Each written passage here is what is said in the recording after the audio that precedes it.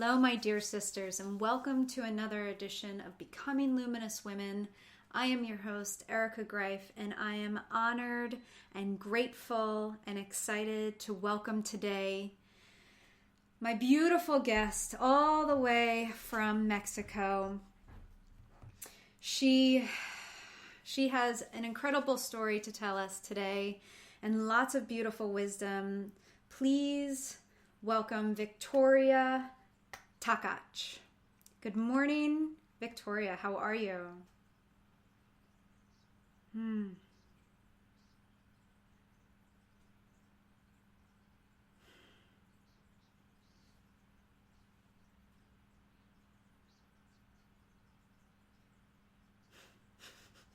Oh, you are so kind and generous. You're going to make me cry. We just started.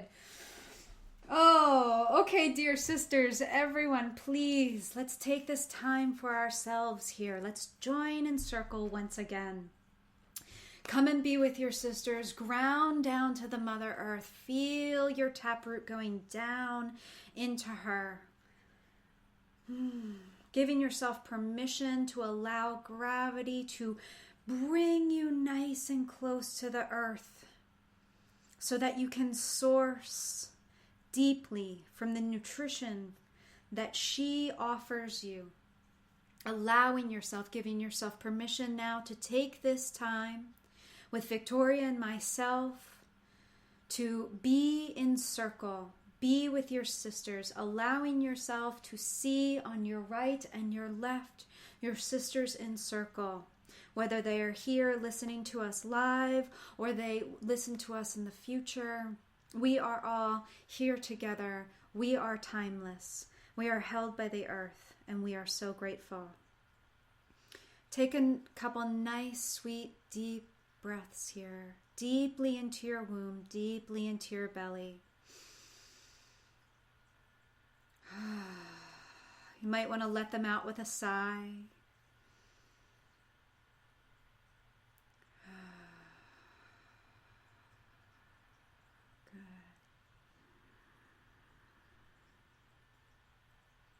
Beautiful. Sisters, this is your time to be in circle with all of the other Becoming Luminous Women. So set aside this time now. Maybe you just silence your cell phone.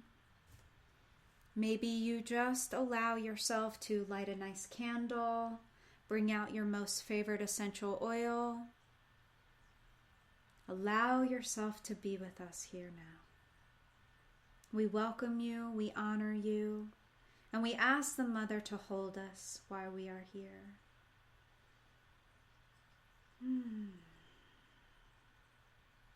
Victoria, I hear the most beautiful trickling sounds of your in-house pond. I just love it. That must be magical to have in your house.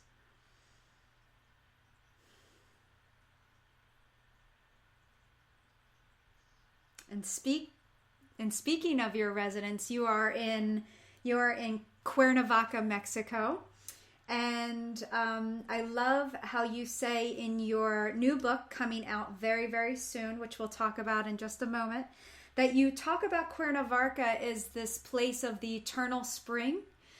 I just love that because, of course, today is the first day of spring here. In the Northeast, and we are so elated. I myself am so glad.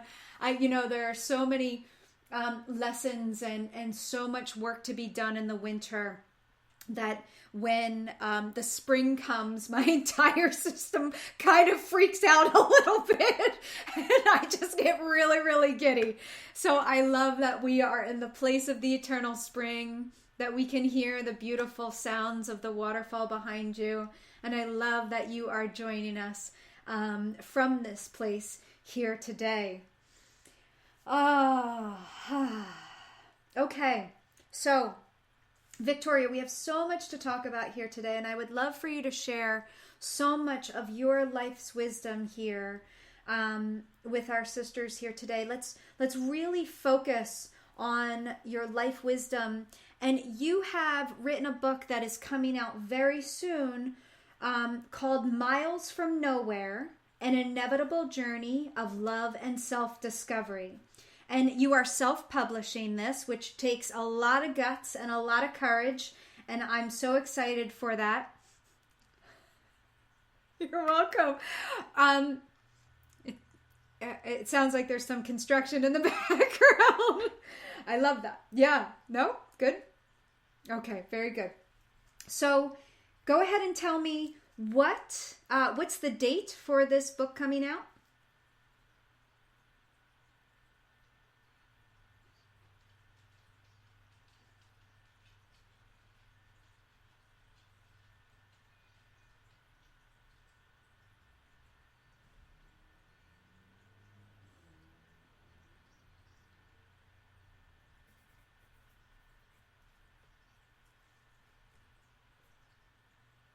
Okay, great. So Amazon is where we would get it. Okay. All right. Wonderful. Beautiful.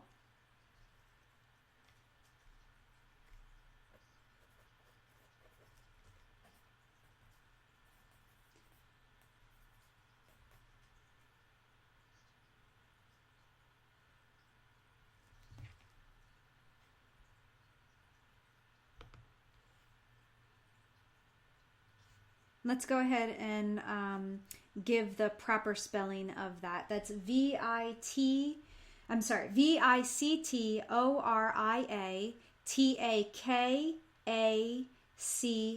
Is that accurate? Okay. All right. You're very welcome. And I will be repeating that at the end as well. Beautiful. Okay. So, Victoria, I love and thank you so much for allowing me an early sneak peek into this beautiful story of, like you say, an inevitable journey of love and self-discovery. I feel that it is so real, and it absolutely springs hope. Isn't it beautiful? Once again, that we are on the first day of spring. It springs hope in the woman, or any person really, but in the woman's journey of, oh my gosh, it just, for women who feel like they're always trying, they're always moving, they're always trying to listen to their internal wisdom, and yet as much as they are trying, they're only getting a little bit of information at a time about the true depth of their spirit. So I just love that this book kind of gives your lifetime thus far how every opportunity that the universe got to give you more and more information about who you are and what you are here to give, and that the universe always rises to meet you. This book really holds that for me. What are your feelings about that? Go ahead and tell us a little bit about your feelings about the book.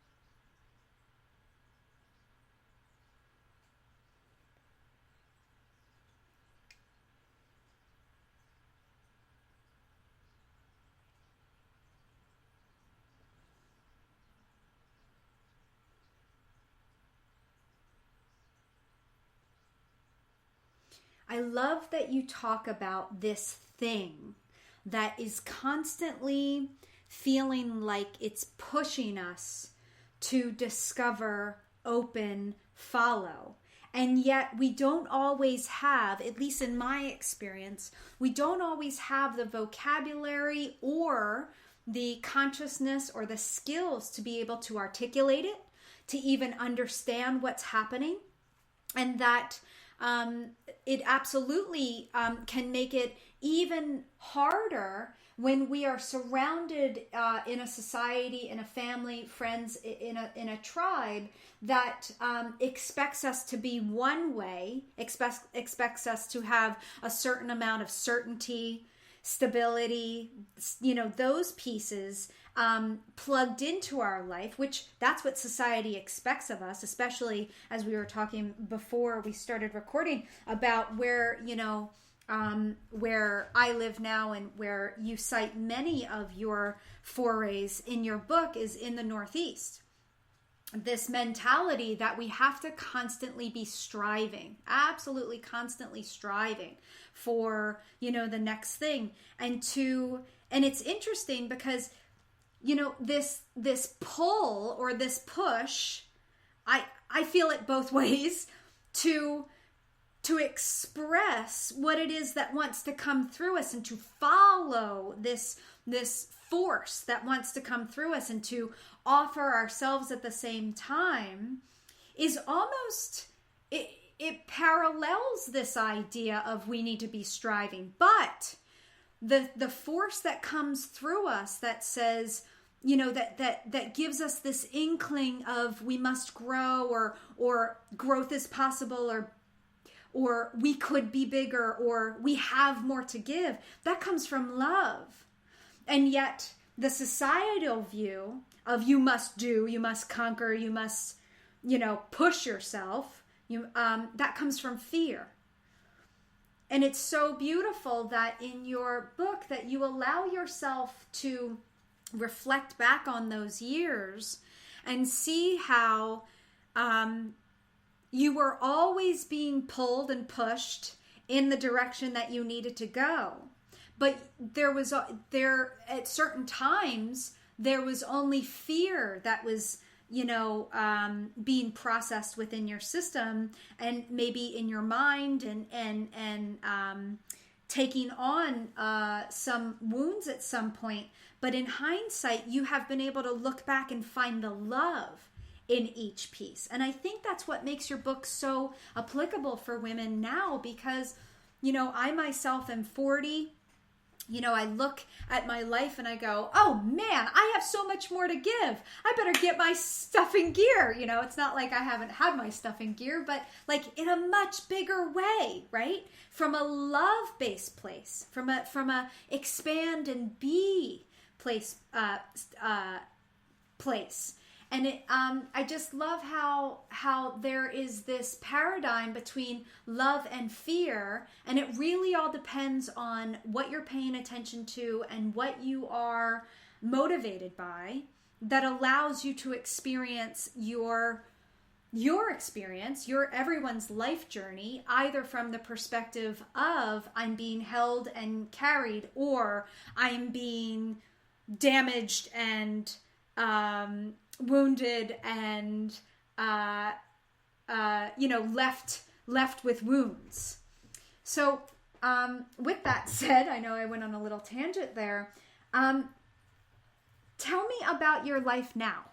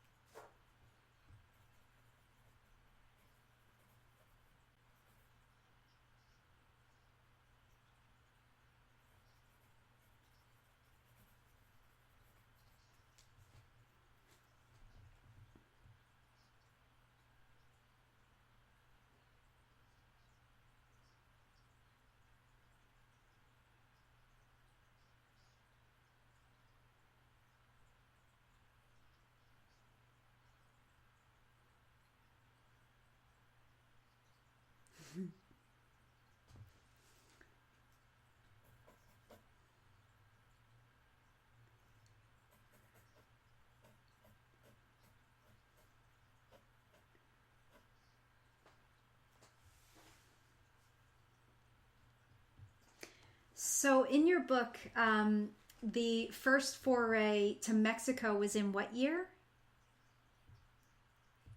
And it's interesting, along through your book, every time that you have visited, you've been in that general area, and it has cultivated something within you. It has supported and nurtured. What I get from your book is a sense of home, is a sense of real grounded mother home that just holds and cradles you. And so this would be your fourth time back to Mexico now?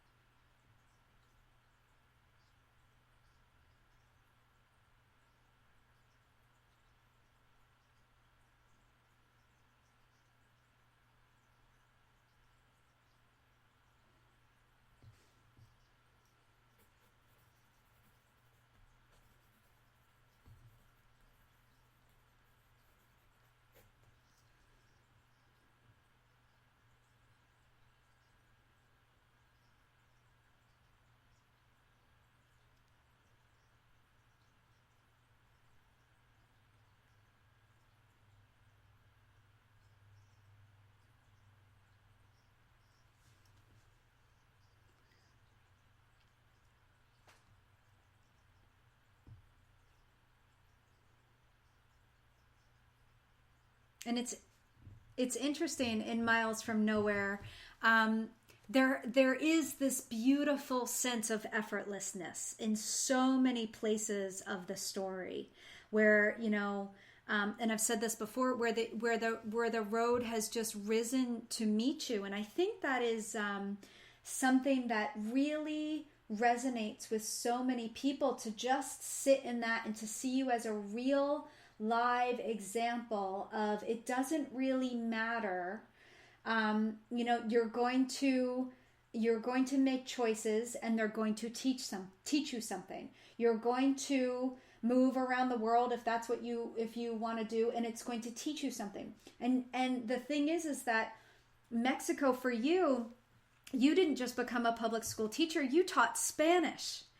And before that, you were a translator of Spanish. So, you brought your home, this space within you, this Mexican culture, their language, you brought it with you. You brought your home with you. You walked your home, as I say. And so, coming back this time, Although you were, you know, born and raised in the Northeast, would you say that Mexico is really your home? Yeah.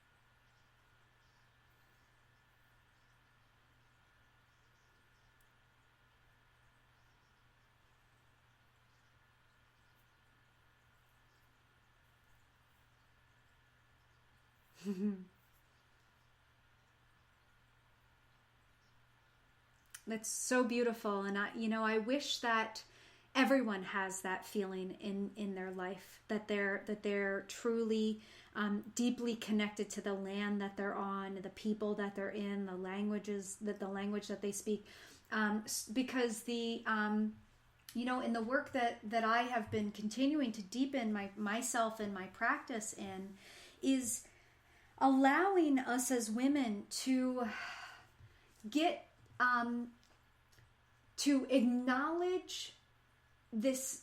Number one, acknowledge this disconnect that our culture has kind of been raised in, where we are disconnected from the true essence, the true nutrition of the mother energy.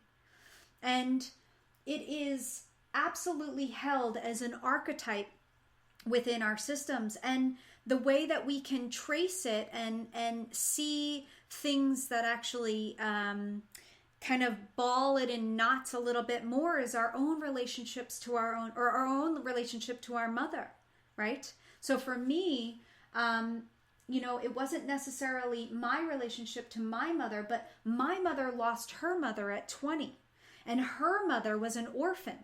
And so this karmic pathway, and I know nothing before that, but this karmic pathway has been carried in my system. And so a part of the push-pull that we talk about, the I must create, I must do in this beautiful, loving way, is to sink deeply into that mother energy and to be on land in a culture, in the language of something that brings that to you.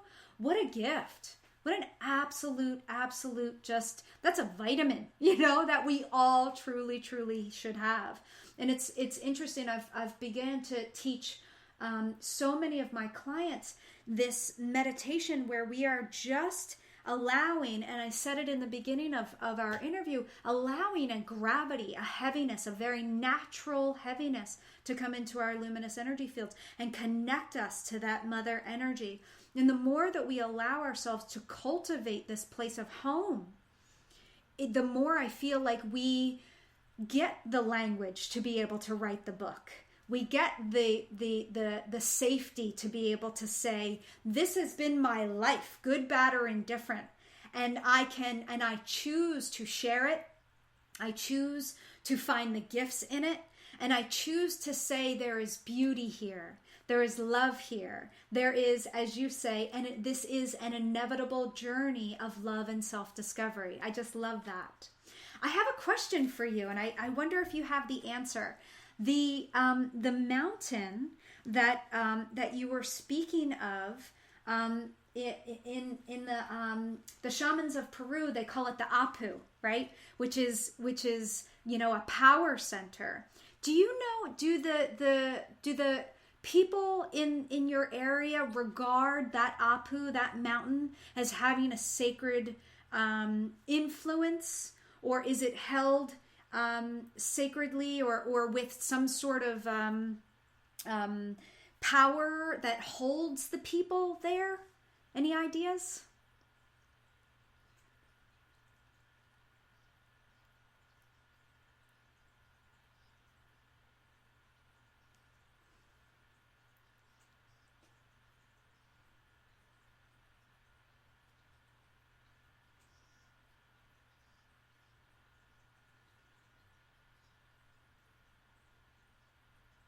Mm.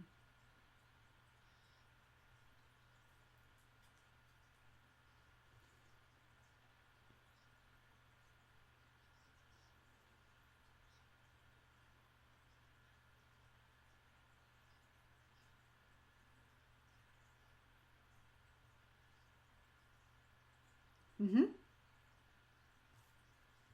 Yeah.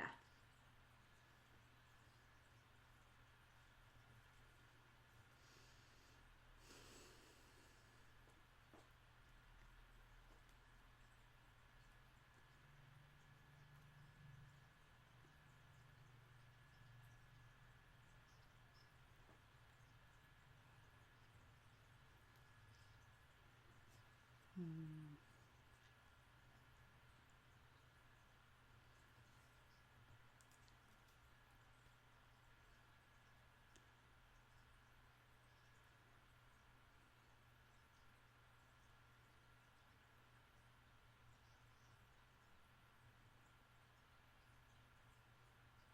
Mm. No wonder that as soon as you landed there at the ripe old age of 20, that you felt at home.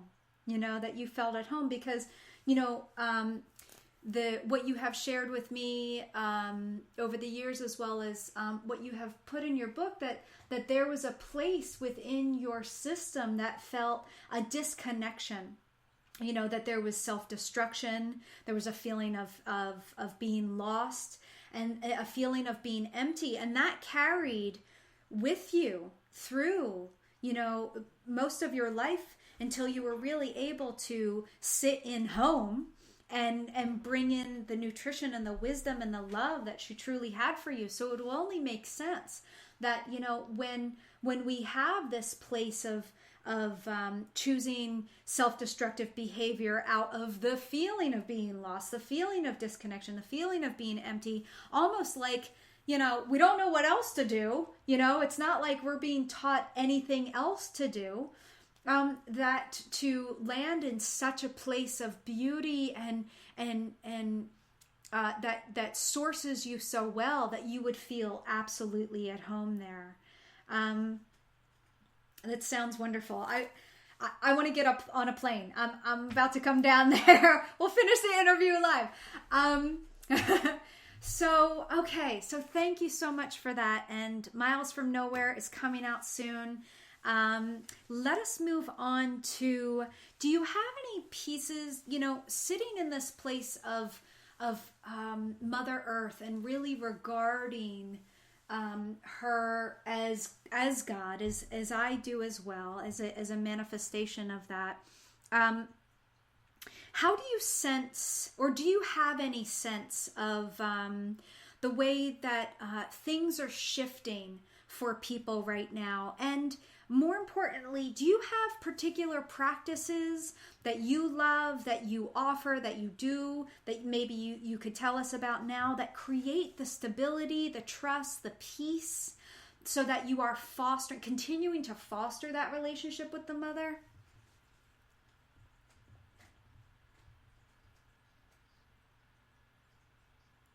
Okay.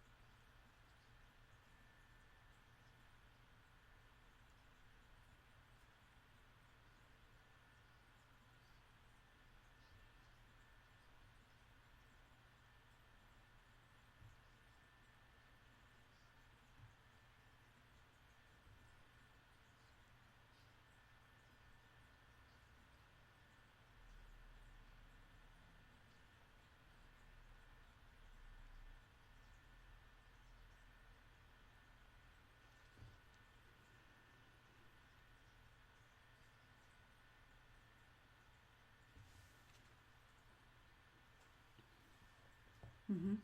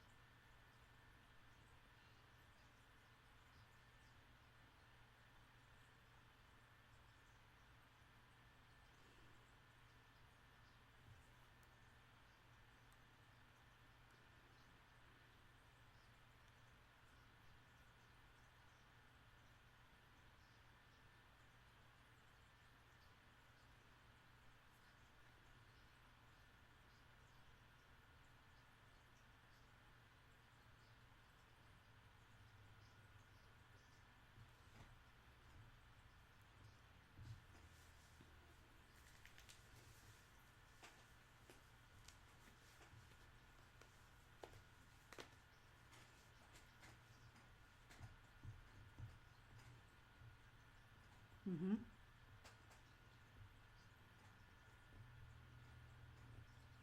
Mm-hmm.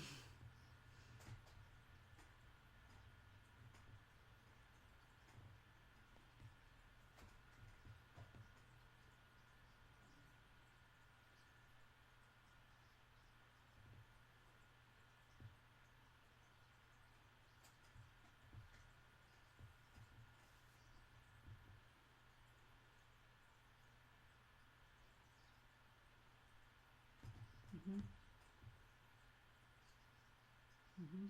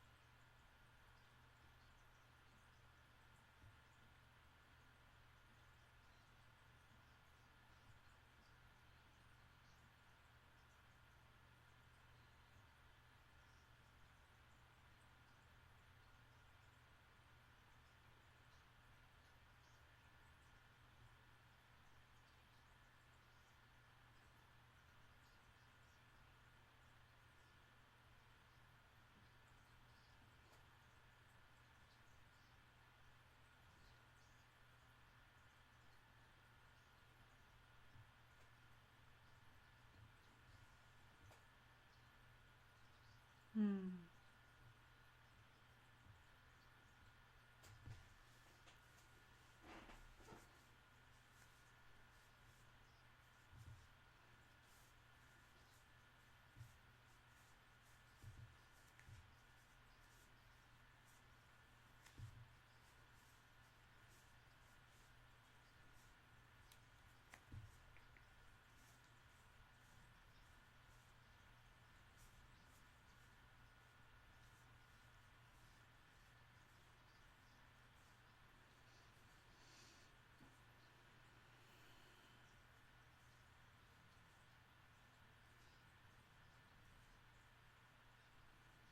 Mm. And so many people bring us to that analogy that we need to take the oxygen for ourselves. Um, and I love to kind of round that out with remembering that, you know, that is something that the airlines are telling women. Women are the ones that are we birth and we nurture and we, make sure that the family is taken care of, and we make sure that the ground is covered, for whatever is happening. Everything is taken care of. They're not telling, the gentleman who automatically knows to do that because it's a part of their nature. Yes, take in first and then I can help. It's women that, in some ways, our families have not supported us in doing that. And, this is just the way life goes. This is just the way that society has raised us right now. Good, bad, or indifferent, we have to be reminded that we need to take care of ourselves first. And this is why I always love, before we close, I always love to make sure that anyone who is listening comes away with a really beautiful self-care tip, some advice, a product, a tool. And it sounds like, you would say that, meditation really, really is something that we need to take, to bring into our lives. Is there a particular teacher, book, tool, app, something that you just love that has made all the difference or has tweaked your meditation, your personal meditation practice from being maybe arduous in the beginning to opening and allowing your a much more breathing space in that? For me, it was I love my meditation cushion. I'm super comfy on it, and that makes my life super happy to go do it, right? So how about for you?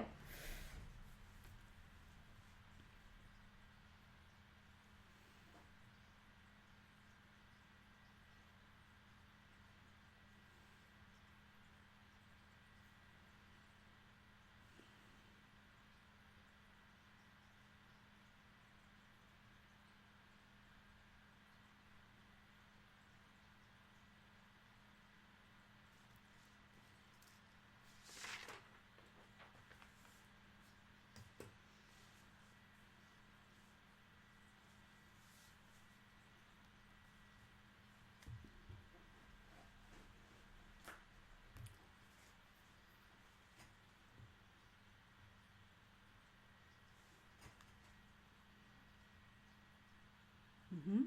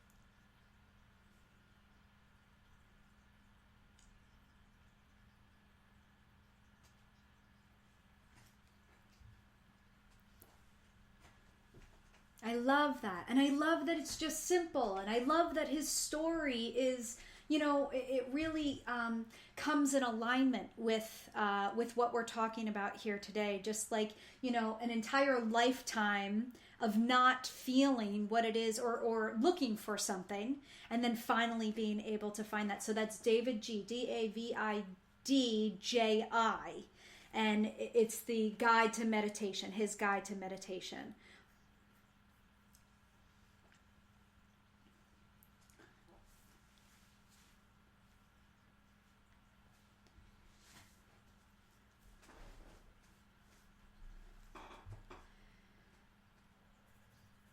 I love that. I love that. Thank you so much. That is a really, really beautiful resource, and I couldn't agree with you more. My friend, we are coming to a close here, and I just want to thank you from the bottom of my heart, and from all the sisters here in Tribe. We are so thankful for your walk. We are thankful for your wisdom. We are thankful for your book. And Miles from Nowhere, an inevitable journey of love and self-discovery. And we look forward to it being available on Amazon. And just to repeat for all the sisters, that your website is Victoria Takacs, so VictoriaTakacs.com. Couldn't get that out of my mouth. And I just thank you for bringing your wisdom and allowing your journey to be shared, so that all of the women who, listen, just are reminded that you are and I are just like everybody else. We're on this journey to self-discovery, and that every part of our journey, is a necessary part of our learning, the challenges, the obstacles, and it truly is an inevitable journey of love and self-discovery for sure. And so I thank you for that.